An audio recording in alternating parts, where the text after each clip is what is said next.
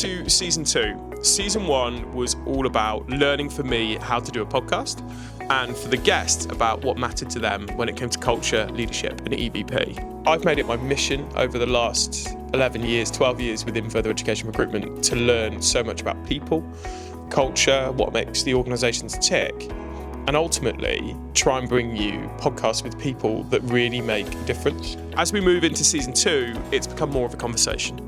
So you'll notice that the style is more relaxed, that we are about putting these leaders at ease and learning the best parts of their journey.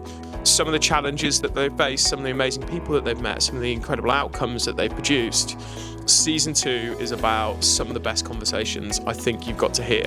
And we have so many exciting guests, so many really passionate, incredibly experienced people that are going to add so much value if you take the time to listen to this podcast. Make sure you subscribe to the page and follow to learn more.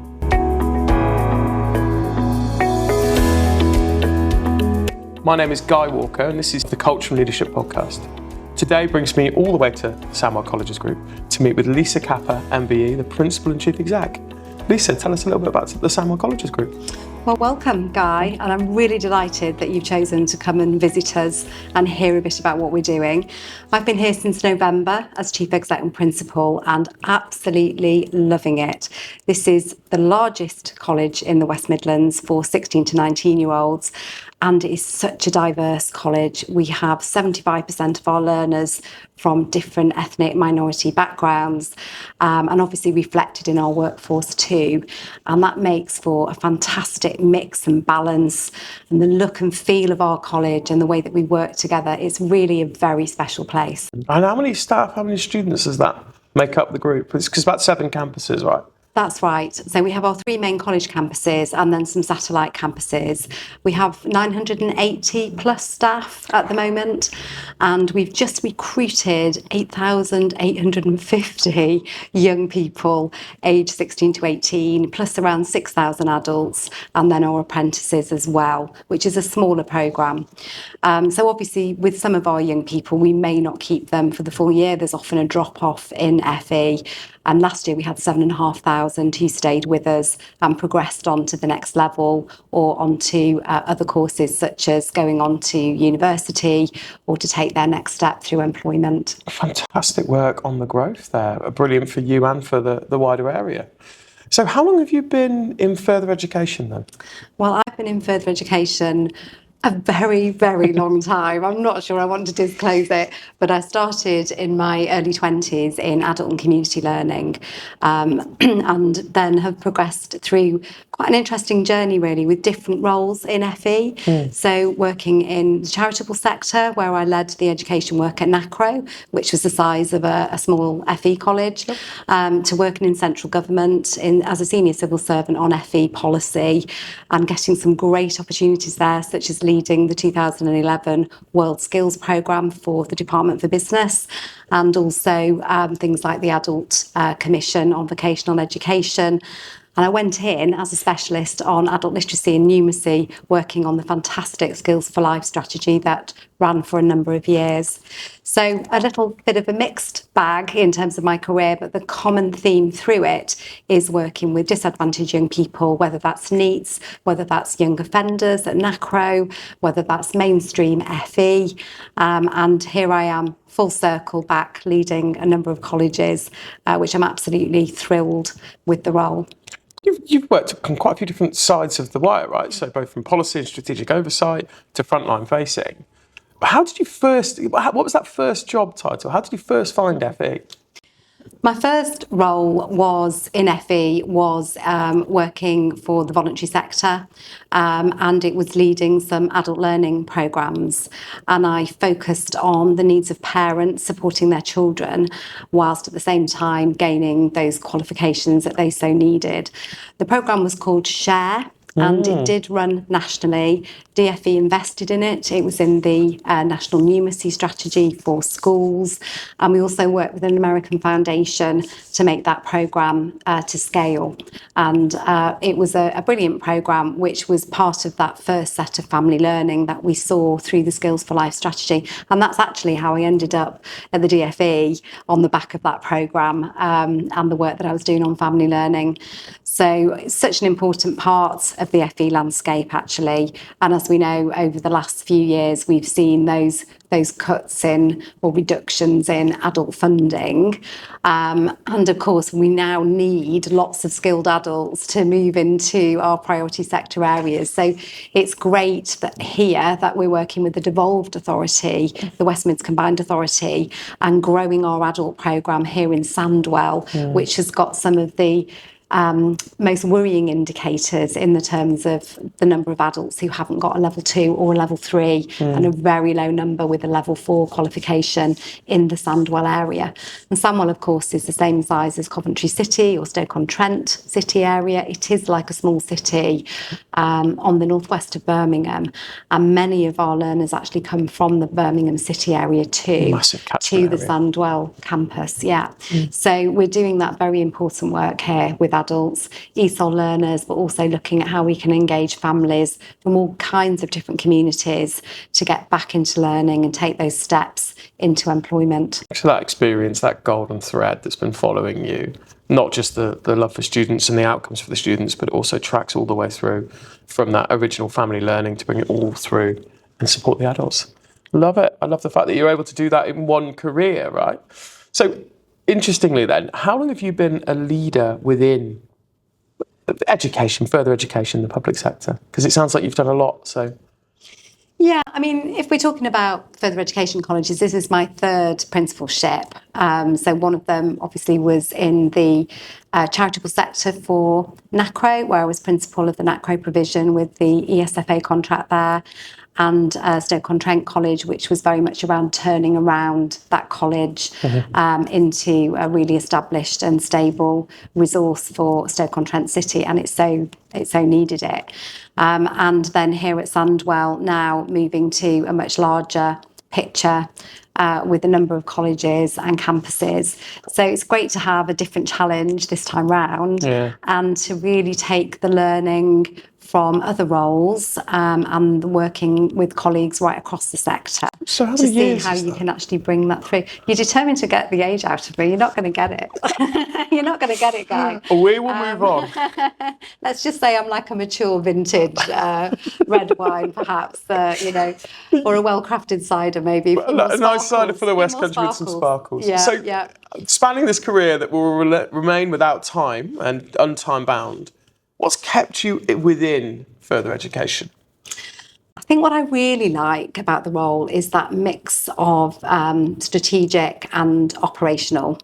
So I'm quite a creative in terms of my academic background, and if you put me through an insights profile, I come out as an innovator, somebody that has the ideas. But I'm also a hard worker, so I'm very task oriented. So I like to get things done. I get lots of satisfaction around achieving and getting things done. So to actually have some strategy where we have these issues across the West Midlands, across some of this large expanse such as Sandwell, and to be able to then look at an operation that can start to solve some of those issues within our communities and our local economy is a fantastic mix for me, because I can use the brain and the brawn at the same time, if you like. But to bring that sort of learning from other roles and also from the contact that I've had with other principals and CEOs where we learn together, it's great to be in that position at this stage of my career, to be able to add value and to really build a strong legacy of the Sandwell colleges going into the future. Yeah, and I'm a bit of a firm believer that nothing in life is wasted. So you can bring everything from every area of your career back to bear for further education. So it doesn't matter if you were over in the Department for Education supporting FE, all of that leadership time, all of that time working in FE, it's never going to be not useful to you. So it's kept your attention by giving you so many different tasks in so many different areas and pulling you in so many different directions to challenge you, I think. Yeah, and I loved the work that I had in the Department for Education, the Department for Business, because it was a time when there was money, there was projects, there was strategies. I remember that time. There was, and there was a number of us in the department with an FE background. We were able to bring specialisms to policy, which was a great period. And I think that the experience of working in central government government, seeing how the machinery of government works, understanding how policies are formulated, working with the number 10 policy unit on things like the Skills for Life, where we had to manage that delivery of that large strategy. All of that experience, is useful, and it counts when you're facing issues or problems, within your own setting. The kind of techniques and approaches that you can bring to it is obviously richer from having that more diverse experience. Massively so. Yeah. But I have a great team here, Guy, a wonderful management team, and also some of the most wonderful teachers from across the West Midlands working within our colleges. So we're really proud of our results and what we've achieved, and that is really down to our teachers and the support staff and our corporate services who are supporting them every day in being able to deliver in the classroom. And our focus is very much on that, delivering in the workshop, delivering in the classroom, working with our employers, getting our curriculum shaped. And I think the excitement and the dedication of those teachers coming together through what we can achieve through our curriculum with young people really shines through the one team agenda. Yeah, so I joined Sandwell Colleges last November. I joined the Sandwell College and quickly saw that we had a merged college that had joined a few years ago and had a very successful merger, and also our Central St Michael's sixth form that was working, very strongly in the middle of West Bromwich. And what I could see is that we needed to just at this point in time really create that seamless team across three key campuses. And what that would do for us is give us further empowerment in terms of developing our craft of teaching and learning, developing our support services, and looking for that creativity across our different settings. So having started last November with the new leadership team, we wanted to quickly start looking at our new strategic plan. And as part of that, we just introduced the mantra of one team, which is something that I've used before, but it was really trying to break down the barriers between the three different campuses. Not that people were putting up barriers, but just by default, you've got different geographies, different curriculum, different qualifications, and different groupings of different staff groups.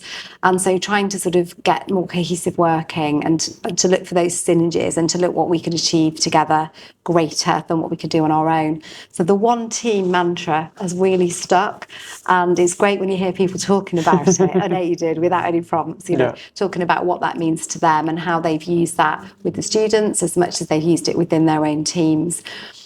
So we had an all-staff conference at the end of the summer in June. So this is the first time that the college has actually had a whole staff conference. And when you've heard the numbers of staff that we've got, you understand why, because we literally had to book out a football stadium. Well, Janet at Nottingham had to book out a football stadium to get everyone in. Yeah, and that's a common theme of some of these larger college groups. We just don't have the place to bring. No, that's right. And I remember Janet doing it with her when she was developing her strategy.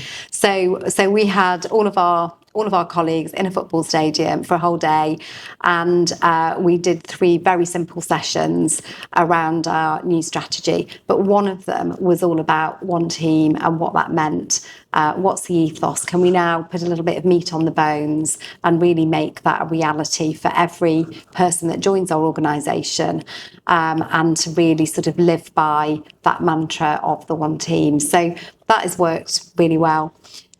I like the one team analogy, because if you think about, we were all rowing in a boat, and if you're all rowing in a boat, so there's 10 of you rowing, and then one of you rows in the wrong direction, the whole boat capsizes, basically sends everyone into the water.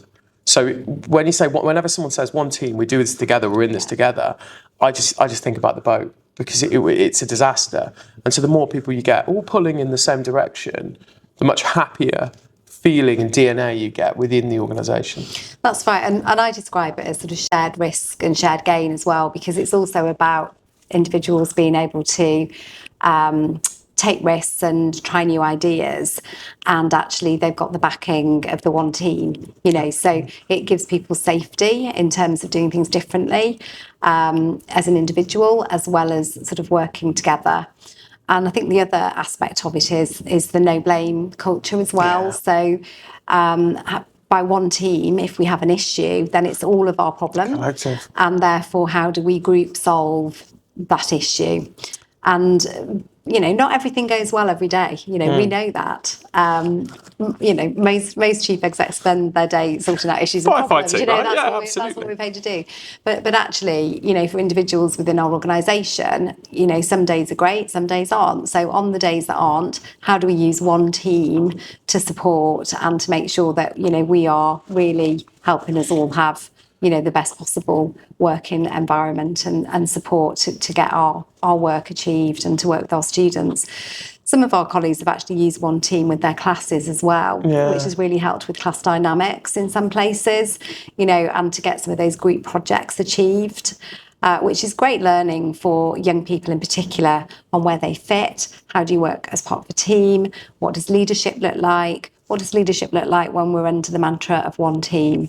So, some really exciting work's been done around that ethos for us. And I think I'm seeing some of the impact from that, because I'm getting lots of calls from your team around different CSR projects where they're slightly more ambitious than I've had from other teams. It's how can we join up on this? How can we be involved in this? How can we get outside of the Sandwell colleges and have an impact that we can bring that impact back to the college?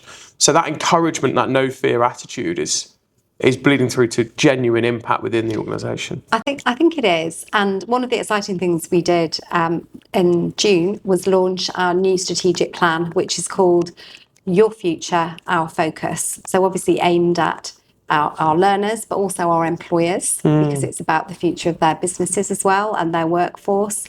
And I think that in this, we've been really bold about our powerful partnerships and the benefits of collaboration, not just internally, but collaboration externally. So we can do everything better if we do it in partnership, is the simple ethos behind it. It's totally true as well. And how do we get other people to do our work with us, or for us even? How do we get their commitment and buy-in to our ethos and our vision, which is all based on the progression of learners? Our whole plan is about how we get young people and adults to the next level, whether that's a qualification level, whether that's into work, whether that's onto an apprenticeship, whether that's moving into university. Any of those outcomes are the ones that we are chasing with our learners. You had all of those outcomes. I was at the strategic launch and actually seeing your employers come out to bat for the plan was one of the first times I've been involved in a launch event for a strategic plan that had employers present and had the employers pledge. But we also got to meet some of the product of the work that Sandwell had done with those students, which it captured everything that you'd want to see. And it was a brilliant beacon of what we think we're going to see in the very near future for the strategic plan as well. Yeah, that's it. And we had staff members in the room as well as employers. And again, that's really important with things like strategic plans, because often they're done at top level, just with governors, just with stakeholders, and the staff are just carrying on going through their normal day, and don't necessarily understand the profile of the strategic plan and how that can actually change the direction of the college. So we made sure that in building our plan, we did it with groups of colleagues, we did it with groups of students as well as our partners. It took us a little while to do that work, but it was far richer as a result. And we've got some fantastic anecdotes, stories, quotes that you can see scattered through the plan that came through that development piece. And as you say, at the event, we had one of our employers with a number of learners who had been on placement. She's taking 60 learners this year for placements, which is absolutely brilliant. Amazing. And 2 supported internships as well. Wow. And this has grown just very quickly, working with a small number of students to start with. The students she brought to the event were the T-level students and 2 BTEC students. And the great story behind this is that 6 of those have been directly employed now as professional young engineers within that company, which is an international company. So there's the proof in the pudding, That's what in colleges terms of exist. how these partnerships can actually make huge impact. And our other employees in the room that day were receiving our Future Skills Pledge, which was for those employers who have committed beyond a nod or turning up to an employer panel. Yep. You know, they've gone a bit deeper. They're happy to come and help work with our colleagues on shaping different parts of the teaching and learning, the curriculum itself, and also taking learners either on a work placement or they may have apprenticeships with us. But anything that's a little bit deeper than the norm, we're helping them to work towards getting this award from us so that they can put it in their reception areas, use it as part of their corporate and social responsibility, but also to see the payback in their businesses. So Hydropower Dynamics, which is the company who brought the students to the event, are doing a little bit of a cost-benefit analysis on the impact of the way that they've nurtured and grown those placement learners, got them ready for work, working with the college, and then to directly employ them, and what kind of impact that's had on the business in terms of them meeting their skills pipeline. And how beneficial it's been. I want to talk a little bit more about strategy and culture, but I just need to ask a few questions around people getting into further education, because with all that energy and all that excitement that's coming from the Sandwell Collegse Group, what's your advice to someone that wants to work in further education? Why would they come and work for Sandwell? What's the first step they should take? Well, first of all, we are a really nice set of established colleges and we're doing well. So we have, you know, a number of established pieces for our employees. We have a great remuneration package, but we also have the non-remuneration package too, which in my experience is often just as important as the remuneration, even when times are tough. Yeah. So to know that you're going to get really well considered and planned CPD, to know that we've got opportunities for working with Remission to undertake projects, whether that's a mini research project, whether that's working with other colleagues to develop different ways of working. So just this week, somebody's come to me with an idea about working with small groups of students to improve their numeracy skills. So not a rocket science idea, but just something a little bit different for us in a certain part of our business. Amazing. With a certain set of students, which is probably going to get them there faster and get them early impact on getting those all-important GCSE qualifications. So these teacher-initiated projects are the things that we're really wanting to grow this year. Because I've never heard that before. Yeah, so really lovely, and we're wanting to incentivise some of those so that, you know, we're giving some resource to help those kinds of projects take off. Amazing. Yeah, and we're also really keen to ensure that our teachers are well supported. So we have the employee assistance line that lots of colleges have, but we also have other forums where colleagues can come together and share issues or ideas. You know, we troubleshoot, you know, things that perhaps aren't working as well as they could be. Just recently, we have looked at our retention of students, which is really important for us at this point in the year. We want to keep as many of our students as we can, and our retention last year was really high. Yes. So what we've done with our student services group is ask them to come up with 3 or 4 really innovative ways of retaining students, maybe getting ideas from the students themselves as well. And we're making an award to those groups so that they've got some resource to be able to make those ideas really fly. And then we're evaluating those and to see what impact that we're going to have from that. So we've got a little bit of scale here, which allows us to do some of those more innovative pieces of work. And our Cadbury Sixth Form College is a great example of this. We have a really committed team there, and we've got 2,500 learners at Cadbury College. So it's grown quite a lot over the last few years. So now we're just needing to start to do things slightly differently with that volume of learners. And again, getting the ideas and suggestions from our teachers about how we do that, and from our support team and our pastoral team, is the most important thing that we can do, actually, is to listen and to start to experiment and develop those new approaches. So if I'm going to distill as much of that down, because it's quite broad what you've just said, but very, very unique. I think I haven't heard any of that at other colleges so far. Yes, you get some remission, but remission for innovative projects. It sounds to me like you should come to Sandwell College if you want your voice to be heard and your ideas to be celebrated, tested and tried, which is not something I've heard very frequently. Yeah, and I think what we've got is a really committed and strong teaching workforce, and we try and look after them. Yeah. And we also know that we've got strong community of practice in some of our leading departments. So we want to keep that, and we want to be able to give the opportunity for individuals to stretch their knowledge. So last week we launched our Teaching and Learning Champions. So this is just a notion of individuals who absolutely love their teaching and learning and know that they've done some great things and have got some great examples and are hiding away somewhere in one of our colleges. And we want to get them to come and share those brilliant ideas and their approaches, and to show how it's worked and to help others to do the same. So this isn't a project where we're giving extra time or extra money. This is, if you love what you do, come and share it, show it off, be a teaching and learning champion, be part of this community of practice. And together with the Education Training Foundation, we've become a corporate partner, so that some of the benefits of being a corporate partner with the DTF, we can pass on to our teaching and learning champions, so they can get additional CPD, they can attend certain conferences, there may be certain resources that they want to try out and use, and also they can get other supported offers, such as we might help people with their mentoring or coaching skills, so that they can be even stronger as a peer support around teaching and learning.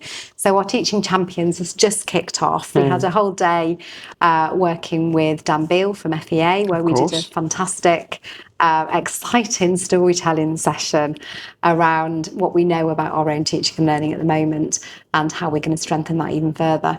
And on the back of that, we've launched our Teaching Champions, and we're very proud of those teachers that have stepped up to lead that for us across our colleges. What's your proudest moment then so far in FE, with a career that spans so much and you've done so much, you have so much to talk about? What's that thing that stands out for you if I say proudest moment? That's a really difficult one, because I think if you enjoy what you do every day, then, I mean, I sometimes do this on a Friday evening, driving home, just to think about, what were the sort of great bits of this week. It's always good to do that.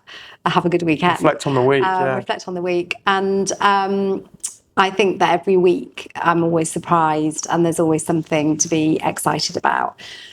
A few highlights for me, if I'm pushed, would be starting early on was the SHARE project that went national, which was a family learning published programme, which got lots of accolades, and working with the Open College Network. And that was just amazing to see a project go from the back of an envelope to a national project that made it into a DfE strategy. And to see the impact of that in primary schools up and down the country where I was training the trainers.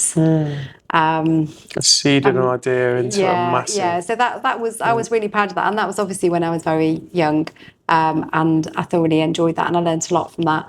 I think the work at NACRO was incredibly challenging in terms of working with, some really disadvantaged and sometimes troubled young people in some difficult settings. But it was very worth doing. And I think achieving Ofsted goods in secure settings has got to be something that collectively we felt proud about. I think so, for sure. And as I say, very worth doing. And then I think recently the Ofsted Good at Stoke-on-Trent College was a real accolade for our colleagues there. And a lot of work had gone into Stoke-on-Trent College in its recovery, its financial recovery, and not having had an Ofsted Good for 10 years. Feeling that responsibility when I took that role was huge. And I think, the team before me, the team that I work with, and the team after me are doing a fantastic job of serving the city of Stoke-on-Trent, and it's really transformed in terms of the partnerships, the facilities, and how that college has moved forward. I can feel that as well in the work that I do with them and what I've heard about the college at the moment. So you've got a good track record. That was a good one, yeah. And I think, proud to be sat here now, leading our Sandwell Colleges with our rebrand and our new strategic plan, and having such a positive team with our one team ethos. And our little gem as well that we have developed over the last year is something called Sandwellness. Okay. And this is our wellbeing strategy. That's good. Yeah, I like that. Our Sandwellness wellbeing strategy, which has been developed across our teams, led by Becky Beattie, our Director of HR and OD, and is really starting to make some impact. So we know that things don't impact immediately. This is not a short hit, you know, this is the slow burn. And the secret really is developing the Sandwellness approach with our teams and responding to the issues and stresses and strains that come through in different periods of the academic year, different periods in people's lives, different times within teams that may be going through change. You know, there's always some kind of scenario where our wellbeing strategy can work and reach and really support our different groups. One of the fantastic groups we have up and running at the moment is our menopause group, which has been, you know, impactful and very much led by our individual staff members. So sometimes it's about facilitating rather than doing all top down. Yeah. We've got more to do on Sandwellness, and I'm sure Becky will be delighted to come and speak to you about it on a podcast a little bit later on. But yeah, some fantastic work going on there. I wonder how you sleep with all these initiatives. There's so much good to talk about and how much going on. You must be very, very busy. Yeah, so I mean, I think, you know, it's the collective, isn't it? Yep. And we have a great board of governors. We have a new chair, Anne Frost, and several new governors. And we had some long-standing governors who have now stepped away, but who have been a brilliant support for when I joined in November. And I think the governing body now focused on our new strategic plan, our staff team who are really following the one team and our aims for our new strategic plan, which is always been ambitious for our learners. Always. Having fantastic skills facilities and investment in the work we do with employers, not tokenistic, not fleeting, but deep and considered.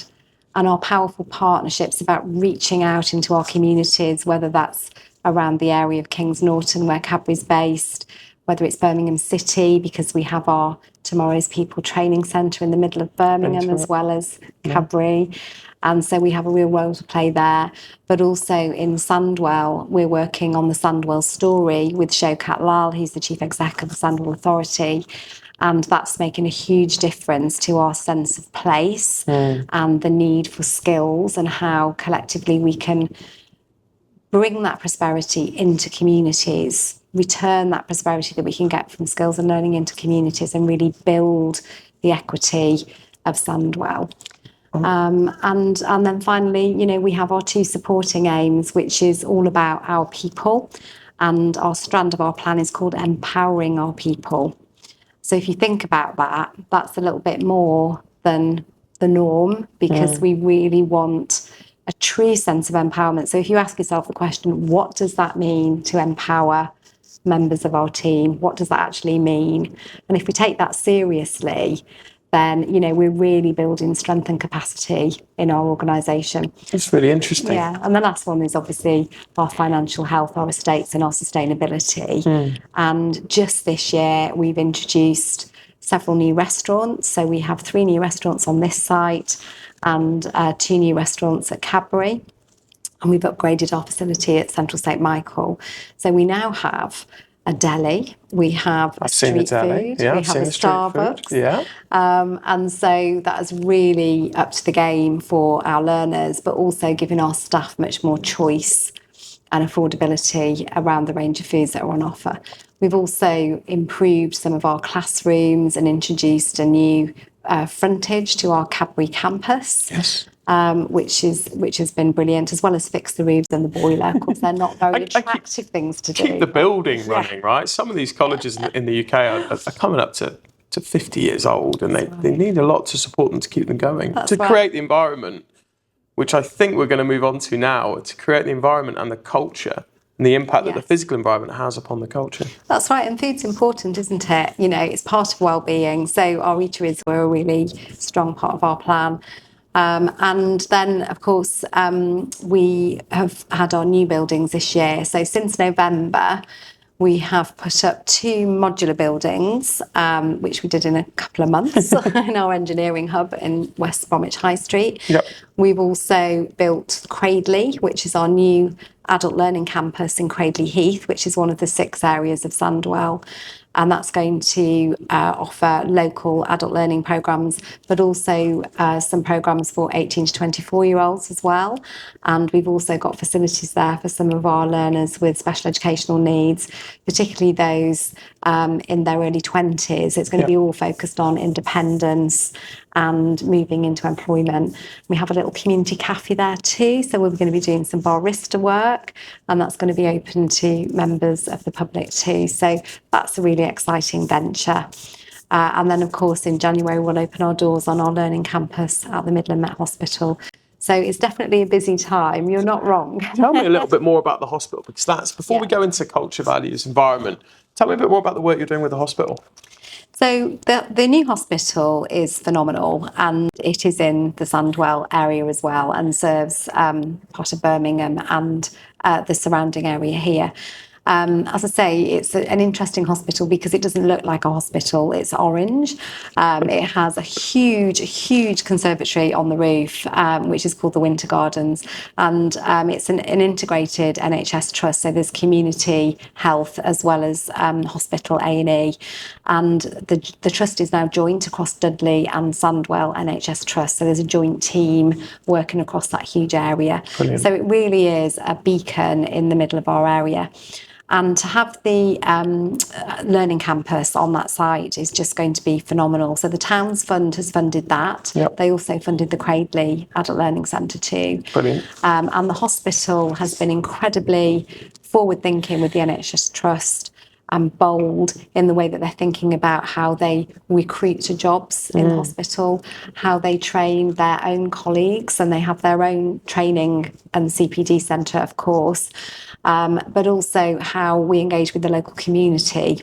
So in that building, there's a fantastic setup called Learning Works, which is part of the hospital itself. And we work in partnership with them to deliver the SWAT programmes for adults, which is getting adults into jobs in the hospital. So we've done presentations to the Mayor, Richard Parker, and actually a couple of those adult learners actually presented themselves to King Charles last week because he came to visit. I think I saw that on LinkedIn for sure. And they had this wonderful opportunity to actually tell their story of how they got back into learning through one of our programmes, and then through the hospital have been put into some fantastic roles. And then, you know, their lives as they were have dramatically changed in terms of their income, their prospects, supporting those that they care for, and having a really fulfilling career ahead of them. And a range of different roles, and a range of different adults who all find themselves in different positions. Some of them are newcomers to our country, some of them have been carers and are now returning to the workplace. Some of them are women who have never been in the workplace. Some of them are speakers of other languages. So, you know, really diverse set of circumstances in those adults who are taking those courses. And of course, all of that is enriching the workforce at the hospital as well. Yeah, right, in a hub of a community, which is what colleges said. What I've always found colleges to be about is hubs close to the community where they can be impactful to the community. And it sounds like the NHS Trust have shared that vision with you. That's it. And I think their vision for how they want the hospital to work has chimed with the vision at the Sandwell Colleges. And, you know, we've obviously worked hard over the last few years as a collective. And then in the last year, operationalised that and brought that to life. So planning what we're actually going to put in the buildings. We've got live wards, as you can imagine, like everyone's got their simulated wards these days, haven't they? But we're also having a simulator, which is a simulated ambulance space, and also some community area as well, because through the NHS new workforce plan, a lot of the work is shifting out to the community for nursing. So we want to introduce those softer skills, those community-based skills as well. So it's going to be a really exciting environment for our young learners, as well as having some of our adult learners there as well. And for your staff. Because there's no way any of this is possible without a really strong culture, set of values, some behaviours. So let's talk a little bit now about Sandwell College and its values. So you've done so much in the last, are we calling it 10 months? Something like that. Something like that. Where did culture feature in this? Have we picked up a new set of values? Have we inherited values? Where are we going now? Yeah, well, I think as a new leadership team, we started with people. So we were first and foremost people focused, because you can't build anything unless you've got people wanting to move forwards and understanding the direction of travel. So before we even did the strategy, we were having conversations about, where do you see the college doing really well? Where do you see the college needing to do more? Understanding that landscape through our people. And of course, there's Sandwell College, but there's also Cadbury College and Central St Michael's, and they all have slightly different cultures because they are spaced apart and have existed, in their own right. So that's a further sort of challenge, and why working through people was the first point of call when I came along and brought a deputy principal in through external recruitment, and then a senior vice principal who joined in January. And they work with Becky Beattie, who's our director of HR and AD, and Rob, who is our executive director for finance. So the five of us, plus our director of estates, and a couple of other directors, form that really strong top team. So working with people was our first point of call. And in developing the strategy, we knew that we wanted to be ambitious. So our first aim is ambitious, always ambitious for our learners, which is absolutely right, given the environments that we work in. Our students should expect the best education. It doesn't matter what borough, what ward you're in. We want the top standards for all of our students. So that ambition is definitely felt here. We're 2/3 level 3, and we have got really good set of results at A level and also with our diplomas. And we've improved those again this year. So you can see that ambition through the internal progression of our learners as they move up the ladder. They don't all start at level 1, quite a few come in at level 2, quite a few come in at level 3, but you can see a really strong internal progression. So we knew that we'd got some ambition among our colleagues, but what's important to go with ambition is care. So we talked about wellbeing of our colleagues, but wellbeing of our learners as well. So we needed our values to work for us really hard in terms of getting that balance between ambition and care. So we work with students, governors and colleagues to have a look at the buzzwords that they thought would be important for us to have hanging around our necks that would really resonate with our learners, whether they were adult learners, apprentices or young people, and were different to what we had before. So there was a set of values before called the 3 Rs, which had been here for a little while, and they were sort of out of date now in terms of where the college was at and the level of ambition that we had. So through that work, we came up with 5 values, but we've melded 2 together. So we've got 4 in the end. Okay. So, and these really tell a story in their own right. So the first one is connect and collaborate. So that's the one that we've melded together. Collaborate was something that we felt very strongly about collectively. And it's that piece around external partnerships, the power of our partnerships and achieving more together. But of course, it's a little bit of a jargon word, isn't it? It's a bit of a management term. And so with our learners, they preferred the word connect. Which is almost, to me, feels the same. Collaborate and connect. You could, and rightly so, I think, bring those together in a language that students can understand. And there's something more dynamic about connect, isn't there? You can almost see a spark when you say connect. You connect with employers. Yeah. And you connect with stakeholders. I think that's a very good use of the word. So we've got a really nice fat C at the front, connect and collaborate. The second one is ambition or ambitious. And that purely came from our students. So they really want to get on. And, wherever you work in the country, people talk about the different cohorts of learners they get each year and how it differs from one year to the next. But I have to say here, we have got some really streetwise young people You know, they are inspired by what they see around them in their environment. They're inspired by being close to the second largest city in the country. You know, they are serious about where they want to get to and what they want to achieve for the most part. We do obviously also have some students who have not had the best academic careers or have got multiple barriers and it makes them harder to participate. But speaking generally, there is definitely a mood of wanting to get on from our students. So ambition and ambitious was something that they very clearly put on the map for our values. I think ambition is also for the staff, because It the is. staff need to be ambitious for themselves, for their outcomes, which will service student outcomes. And I think even those students that have got those barriers, if you can really champion them and take them through to the end and support them in whatever manner is reasonably possible for a college, because we don't have unlimited money. We have to do what we can with what we've got. I think you could be ambitious for them as well. I think staff will definitely echo that. Absolutely. And the third one is R for respect. Yes. And this is one that we had previously in the 3Rs. And what I observed when I came here was our exceptional behaviour on our campuses.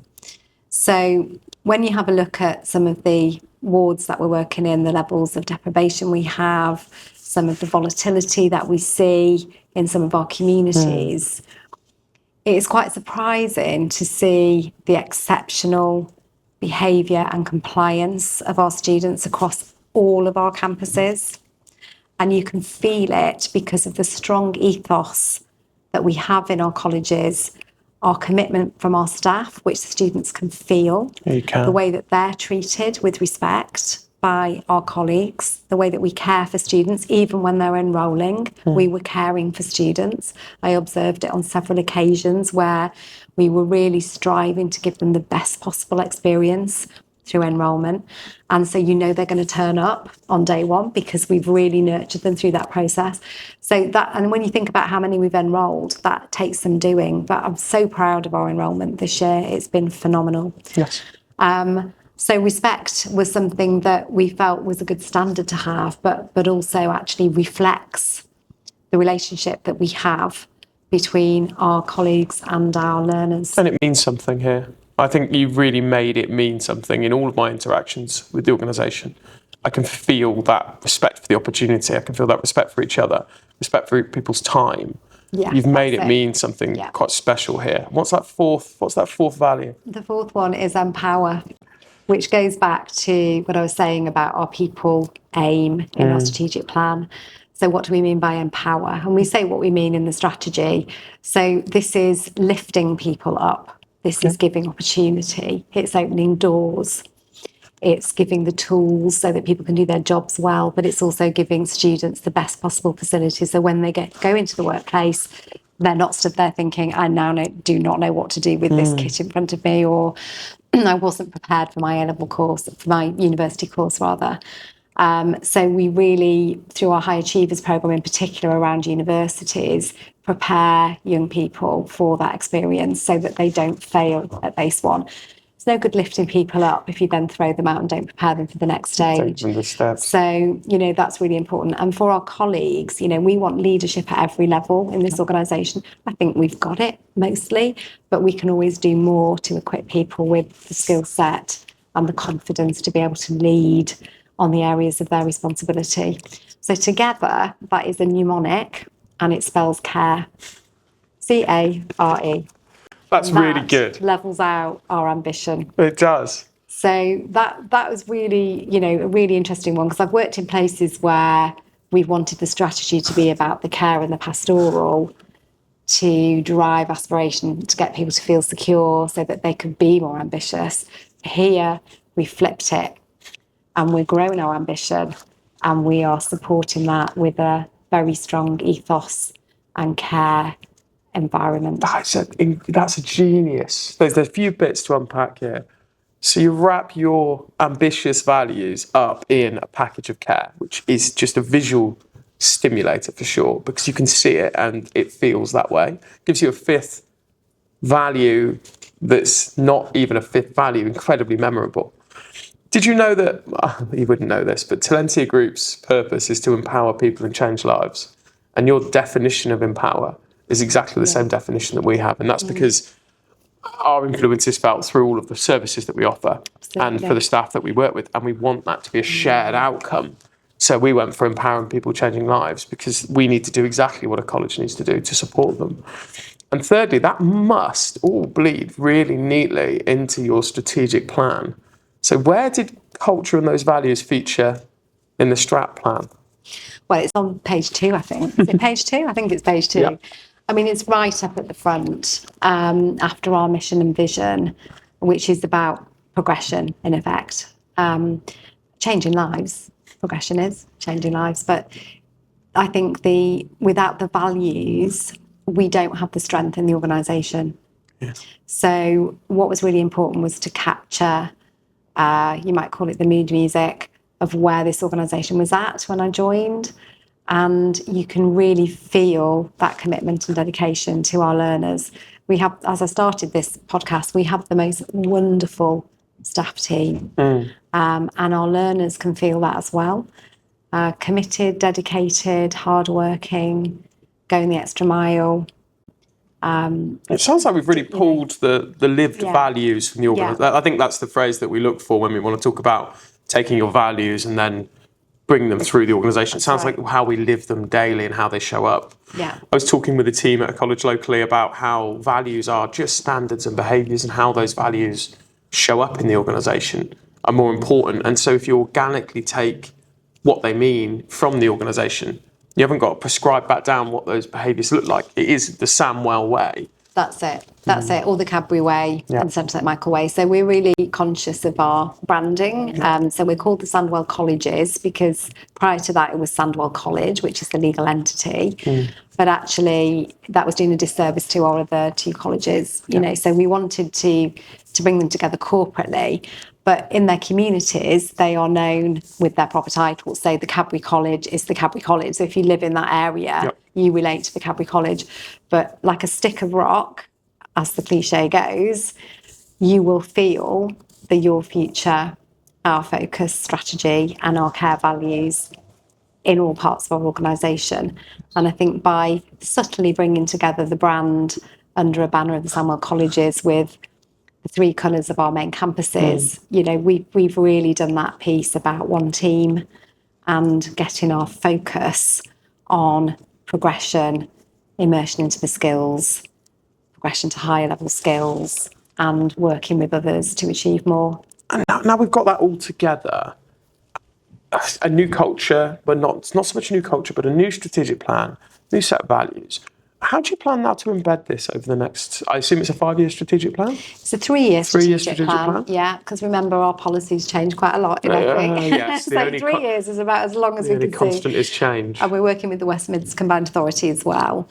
And we have a very clear set of objectives that we put into the strategic plan, which are realistic, achievable objectives with a little bit of stretch in there. And obviously they go straight into our operational plans. So we are building different parts of this strategy as we go. Our skills hubs is one of those areas where we've galvanised efforts around those sector priority areas that the government have in their industrial strategy, the West Midlands Combined Authority has in their growth plan, the Sandwell Metropolitan Borough and Birmingham City have in their strategic plans. So those key areas like construction and green skills, engineering and advanced manufacturing, health and social care, digital, those are the 4 that we are really focused on. And we're building what we call a skills hub around that. And there'll be virtual skills hubs with some really good facilities in different parts of our business. And we will have our really clear curriculum and progression routes stemming from that. So that if you come here to do construction, you know exactly what you're going to get, where you can go to, how you're going to use that. And of course working with other colleges as well, so that we can really double down on that curriculum and make sure that young people have got the right choices at the right stage. So we work very closely as a group of colleges in the Black Country, the Birmingham colleges, and then together through Skills West Midlands and Warwickshire and Colleges West Midlands. So there's quite a few of us, but we are very good on communication and working together to give projects opportunities. Like the Skills Hub. So bring it back to things like the Skills Hub, but so embedding that and supporting culture throughout the organisation. Do you run things like you said we did? Do you have an internal newsletter? What are some of the ways that we're going to feel these values show up within the organisation? Yeah, so we have a really nice common strategy, which is a mix of face-to-face briefings. We are introducing some new huddles this year as well for smaller groupings. We have a couple of set piece meetings for our teaching teams and our corporate services, which is more of a sort of management update and then getting feedback on things that are happening in the organisation. So they happen every 2 weeks. And then we have our principals and CEOs briefings, which is not always me, it's members of the senior team with me, where we're giving those headlines, the messaging, celebrating some of the things that have been happening. And then we have our weekly update newsletter, which is reflecting back the work of our teams. So it's not about what management's done, it's about what our teams have done with learners, with the photographs and the different stories that are coming out of that, and little spotlights on different parts of our team. So last week we did a spotlight on our HR partners. This week we're doing a spotlight on our foundation learning team. And it's amazing how people don't realise what people do. So, I know her, but I didn't know she did that. Didn't know what a job was. Yeah, or I didn't know we had one of those, and now I'll be able to go and utilise that resource. So that works really well. That's one of the things we do. We've also got some new colleague awards coming up, colleague accolades, called the Future Focus Awards. And this year we're having quite a large event. We're hoping to get at least half of our workforce engaged in some way. And this set of awards is linked to our strategic plan. So it's driving those different pieces that we're trying to achieve, as well as our values. So we're going to have some really interesting and exciting awards for teams as well as individuals, which I think just makes it really different and engages more people in celebrating the success of our colleagues. And the right behaviours. Yeah. Because by recognising those people for those awards for the things that they've done, you reinforce positively to the rest of the organisation the behaviours that they need to embody for them to receive that recognition. You praise the good into the organisation. That's right. And we're also very active on social media, which colleagues tend to like. So we make sure that we've got stories that are at all different levels of the organisation, and then we're showcasing different bits of our organisation, because I think that's really important for prospective learners, families that are looking to see whether they would like to send their young person to us. Also our adult learners, they can start to see glimpses of inside the organisation and to see what it's actually like to learn there. They just see glimpses of different parts, which I think makes it intriguing and exciting for people to come and find out more. Of course, in this iconic building that we have here, it's just incredibly exciting place for young people to be. And our Central St Michael's campus is actually an old art gallery. Some people will know it as the Public, that was put there a number of years ago, and the college leases it, and it's like a fairy tale building inside with winding staircases. Oh, amazing. A range of different levels, just some fantastic inspiring facilities for young people and for our colleagues who absolutely love working there. That's the environment. That's the physical consequence of a great environment. We're here today for the audience on the 6th floor of the Sandwell College campus, right in the heart of Sandwell, and you can see for miles and miles. But the environment, it feels almost brand new. I think the college is 14 years old. 14 years old, yeah. But the culture and the environment here must have been so well treated that it's almost like it was built yesterday. I mean, I'm sure there's parts where you think that maybe needs a bit of work, but coming through the building, the atrium, it's just so impressive. It really feels like an environment to learn. We just refurbed the atrium this summer, so it's looking all sparkly and brilliant. And it's a luxury to have that entrance and that space. We are really tight on space with the number of students we've got. We've been really creative with the use of our space. And we have various outlying smaller spaces adjoined to the campus. But it's a really fresh environment. The architects that built it, built in lots of open spaces, really nicely designed and sized classrooms. So this year we've introduced feature walls into those classrooms. So instead of everything being painted white, we now have got our lovely new colour palette in every classroom. So you hear students talking about, we were in the orange classroom, the blue classroom, the pink classroom. And that's just made a huge difference to the environment and given a bit of warmth, to what could be a sort of repeat. Each floor is a repeat of the floor below. Which we don't want. We want them to feel so energised. We've given that different feature, and our big landing areas we've set up as a new learning resource centre, a new IT suite. One of them has been used for one of our new restaurants. Yep. That's right, the big landings in the middle. And then, of course, on the bottom floor, we've got some fabulous workshop spaces. Our motor vehicle space is second to none on several floors. Yep. New brick barn as well this summer, and some of our other lovely facilities like our animal care department. There with our dog grooming service as well. So interestingly, it feels to me like your culture impacts both students and staff. Would you expect your students to be able to name your care values? Yes, they've got them around their neck. Yeah. Okay. I think students that were here last year will know them straight away because we did lots of engagement work, and they were, given new lanyards and understood, why things were changing.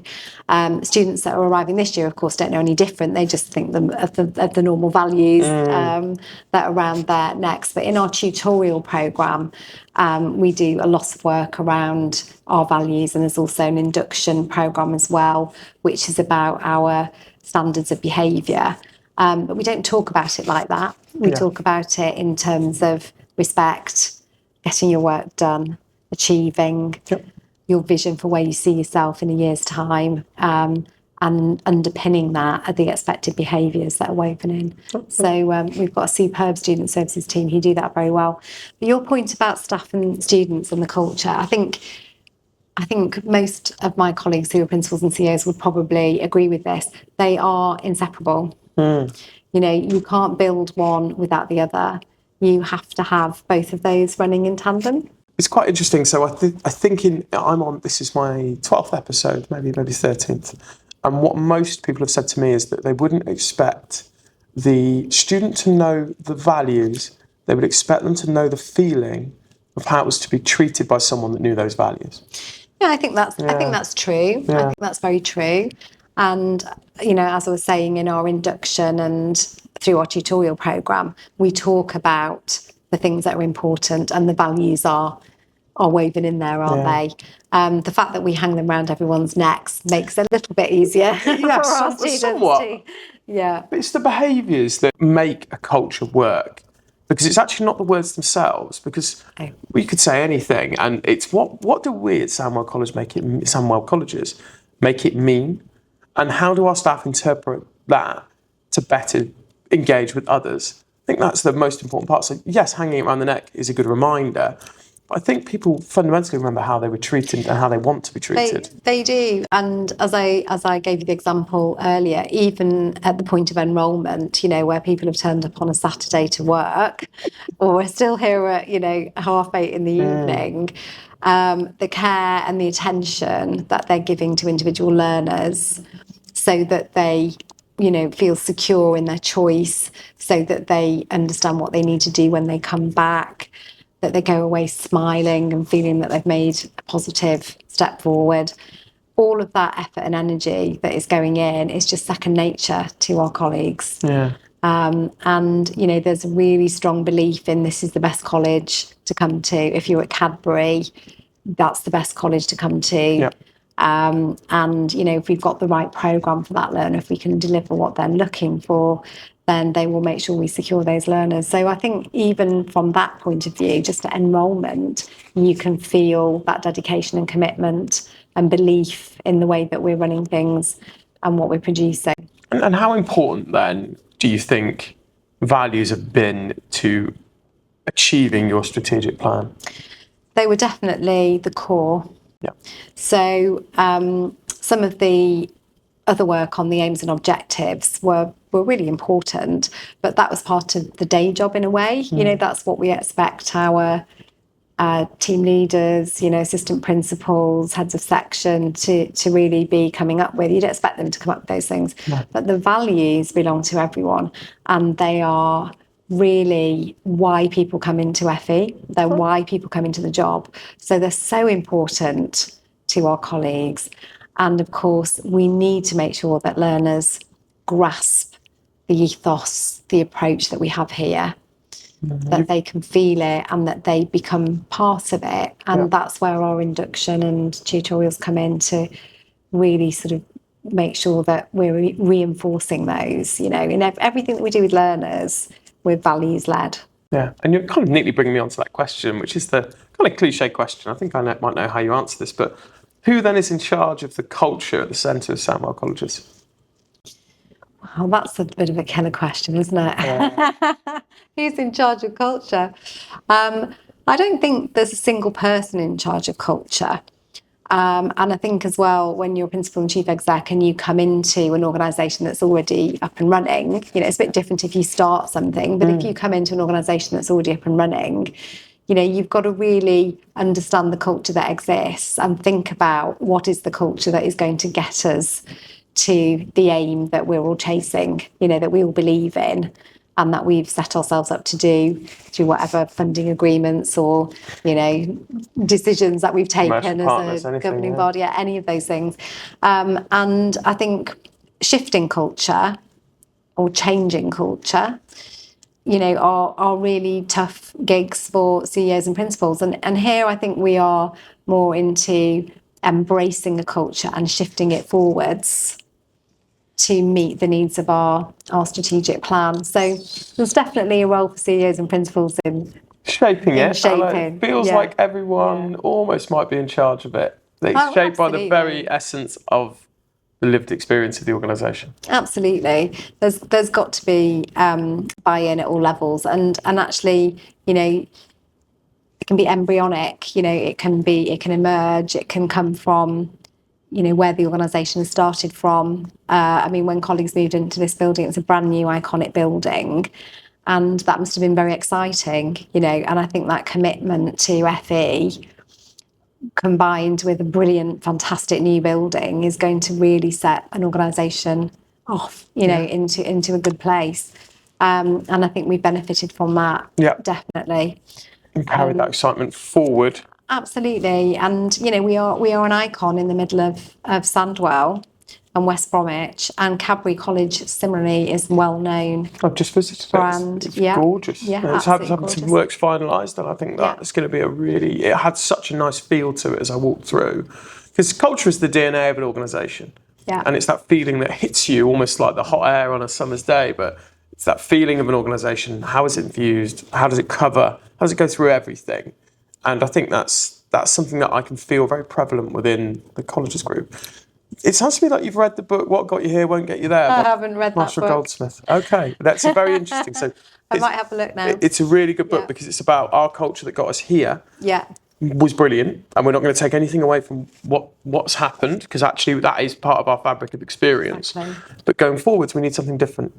That's it. And I think if you take Cadbury, for example, the great thing for Cadbury is we've invested in Cadbury. So we've tangibly invested in improving some of the things that were not great for Cadbury. Mm-hmm. The boiler, the roof, a bit of flooding, things like that. But also we've gone further than that. We've redesigned and developed some new classroom spaces. We've made it a nicer place to teach and learn in. And we've also put a shiny new facade on the front, which makes it look prestigious and, proud to be Cadbury. Our eateries have really transformed the social and wellbeing experience for colleagues and for staff and for learners as well.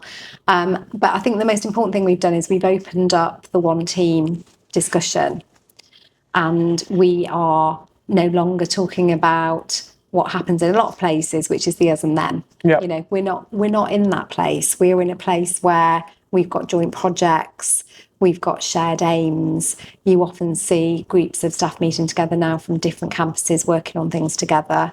It's a default position that we do things across all of our three settings just naturally. And I've seen that grow through the year. And I think colleagues feel quite relaxed about that cross-fertilisation of ideas, even though we've got some very different curriculum in places. So Central St Michael, for example, is solely A-level, a tiny bit of vocational. Cadbury's got more vocational and technical, but still, predominantly A-level. And that's very different than a general FE college that is doing predominantly vocational and technical. So, you've got things that are very different, and members of staff that have started from different places on their careers. And we've managed to be able to get the esteem of both of those journeys, the esteem of all of those qualifications. Bring it all together. And to really showcase the brilliance of our learners who come through these colleges. Do you kind of have a mechanism then as a principal chief exec to measure your culture, whether it's improving, whether it changes, or do you just go with how it feels? I think instinct always plays quite a large role, actually, particularly if you've got experience. You know when things are off and when things are going well. But I also think that you can never take it for granted. So doing our pulse surveys have been really important. So we did a pulse survey around new leadership last year and the strategic direction, which fared very well. We're doing one on communication shortly, which is communicating across, a complex organisation at different levels, using different modes and trying to get to everyone. So a lot of it is obviously digitally done. We do face-to-face briefings, but our cleaners, our catering staff can't always get to those. No. So, it's important to sort of understand the communication. And then we've also done a full survey around Sandwellness, about our wellbeing, because we want more out of that, and we wanted to test how things were going, what was working, what we need to do different, what else people would like to see. So that one's just been done. So we're constantly looking for that feedback. I mean, that's the formal mechanism. There's lots of informal mechanisms as well, such as the staff groupings that meet every 2 weeks. Yep. In their different disciplines. So it sounds very interesting that it's a good, healthy mix of digital, pulse, like tangible feedback, and then gut. What are people saying to me? What are the halls saying? How does this stuff come back to me? Yeah, and you've got to seek feedback as well. And talking with people informally, taking every opportunity you can to seek feedback. You don't have to put people off with that. It can just be through a conversation, but finding out and understanding where we can improve. You're not just looking for affirmation, but what are the things that we could do better? So we might have done quite well, but could we do better than that? And what's the thing that we haven't done? What we've done all these things, but what is it that actually you would really like us to do and that would be helpful? So beyond all of this, we've talked quite a lot about Sandwell Collegse Group and its benefits, beyond salary, beyond culture. What do you think Sandwell College offers that makes it stand out? What would bring people to come and work at the college?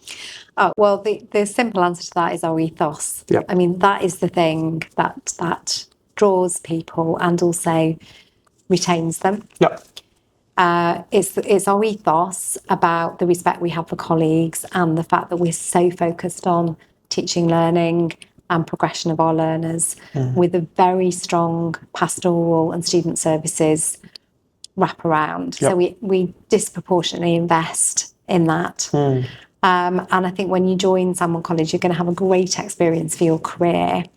And it's large enough for you to be able to move around in it as well and gain a lot of experience from others and work with others. Our Teaching Champions is going to really bring that to life. And that's also one way that Sandwell College supports the progression. Because I think in further education, people think that they forget that it's a job for life. It's not a job for life doing the same thing. It's a job for life progressing. I mean, we've talked a lot about your experience where you started, right, running programmes locally, then nationally.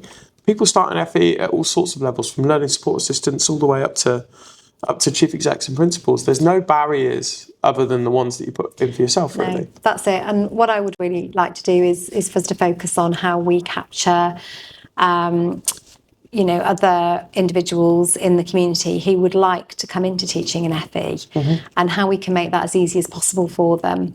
Dipping their toe in the water, working with us to understand what actually happens, how you would actually approach this, what does teaching and learning look like in a college, trying out some of their skills in a safe way. So looking at some of our courses that we already do for adults around management and leadership, how could we bend some of those so that we've got some exposure to actually understanding what it's like to teach in FE. And I know several colleges do some of this already, but I think here we've got a fantastic audience in such a large landscape that, we could be really successful in bringing in people into FE. What could be? I think you are. We so you need are them. successful. Well, we are successful, but we so need to bring in people from industry, from different backgrounds, to bring their skills in to our shortage areas. Yep. So, that's one of the things that we could do. We do some great teacher education programmes at Wolverhampton Uni, and I think there's more that we could do. We'll add that into bringing people in. the show notes, because I think one thing that we've been proud of is our open days at Sandwell College. Yeah. Sandwell Colleges, I think bringing people through from all walks of life and all different backgrounds to show them and showcase, whether that's for learning support assistants or whether that's just for engineering and curriculum. We've made sure that the doors, in conjunction with you, have been flung open and bring people through. And the one thing we've shouted about is how we bring more people into the industry. So that's fantastic. Yeah.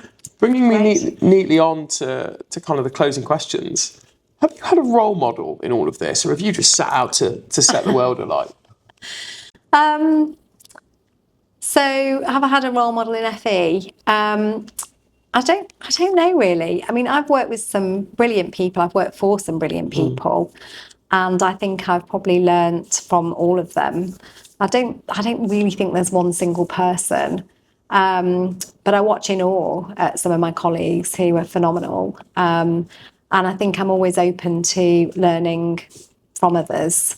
Which brings I think if you're looking for support, help, ways of doing things, if you're open to that, then you can tap into that, can't you? We'll find it in further education. I put out an odd question here or there, and I think no one will know the answer to this. Well, I always joke that we've got 980 staff, so if we've got any sort of problem, we've got somebody in the organisation that'll know something about it or can fix it. Yeah. But no, I mean, I've worked with and alongside and for some brilliant leaders, and I think I've taken different things from different leaders, and you can learn from things that don't go so well as much as you can from people who are charismatic and the rest of it. So, anything on your list of personal leadership? So, are you studying any qualifications? Anything else for anyone else that might want to learn at this level? Yeah, I mean, I think the one thing that I always say to people is, always have a mentor who understands your sector and what your journey is, and always have a coach, which is all about your style and leadership. And it's so hard to do both of those things and to get that into your diary when you're so busy. But the payback is incredible. If you can do that and get the discipline to do it, it really pays back. Style is always, the coaching style work is always important when you are a figurehead, when you're a communicator, when you're working with people every day, because you can get that so wrong when you're busy and under pressure. Yeah. So giving yourself time to sort of open the lid and let everything come out and put it all back in again. You have to get it out with a facilitator, really with someone that's going to support that. And it can also help you work with your team and shape your team as well. So if you're in a good place, then you're in a much better place to support others and to shape the teams. I bet some fantastic coaches. Yeah, absolutely. And a mentor, can come and go, but sometimes having mentors. I had a brilliant mentor when I went to Stoke-on-Trent College, and that was kind of 6 months of just somebody who didn't particularly know me, but knew the gig I'd got and was really just a great sounding board with no strings attached, no agenda. Just there to help, which is what I find in so many halls of FE. Yeah, and I've thanked him several times that he was phenomenal. After that, I didn't have a mentor for a while, but at that period, that was a really good strategy for me to do that. So that's what I always say to people. Solid advice. I've done quite a lot of qualifications, so I'm not doing any more. I say that, unless it's something just for fun that I'd really like to do for my own skill level. Something for fun, a hobby maybe, with all the time that you've got. Absolutely. So I'm sure that I will return to learning at some point, but at the moment I'm qualification free. Lifelong learning. Yeah. One last question from us. Looking forward, what are some of the biggest challenges that you think an FE leader is going to face? Just one challenge. Yeah, so I think there's a few challenges around at the moment. I mean, one of the big things is in this area is the population. So Birmingham has got the largest 16 to 18 population in the country. It's absolutely booming with young people, but at some point that changes. And we have lots and lots of capacity for young people, but there's huge demand for adult learning, and there's a need for adult learning to fill some of those skills gaps. So somewhere there's a little bit of a moving the ocean liner to look at those changes, and I think that that's something probably for most of the West Midlands to think about over the next. It's a bit longer term. It's sort of 5 to 7 years. 2030, the birth rates begin to drop. Yeah, and I think as well that by which time FE will be far more sophisticated in terms of the range and level of qualifications, in terms of the way we're working on high level skills, work with universities and where that's headed to. And I think you'll see the fabric of FE change a little bit in terms of that higher level agenda and how that's going to be, become a really solidified part of our FE landscape. It's very interesting. I've not heard anyone mention the changing tone where it's going to have to talk more about adult offering. It's going to have to bring more people through, as we have all this space at the moment due to the 16 plus demand. But actually over time that will change and we will have a much more stable period. It will change, I think, and the demographic is pointing that way. And I think that colleges will respond with the demand that's needed out there, because we always do respond, and it's going to be, different forms of learning. It's going to be listening to employers and working very, very closely on those skills priorities. And I think the adult population is where quite a lot of the training is going to need to be done. Massively reskilling the workforce. And as we sort of move through this period where we've got this massive inactivity in the workforce and, in the labour force rather, this inactivity at the moment, and the next generation, needing to come through and be in work. And what jobs they're going to do is at the very forefront of my question is, how is the world of work going to change? But I think that's probably a question for another day. Well, probably I think it's quite large. So you've shared so much around culture, workforce, why Sandwell College. There's so much to go out there. Thank you so much for your honesty, for your candour, and for sharing so much about what makes the Sandwell Colleges so special. So you're very welcome. And if you know anyone who needs a job, send them to the Sandwell Colleges. It's a great place to work.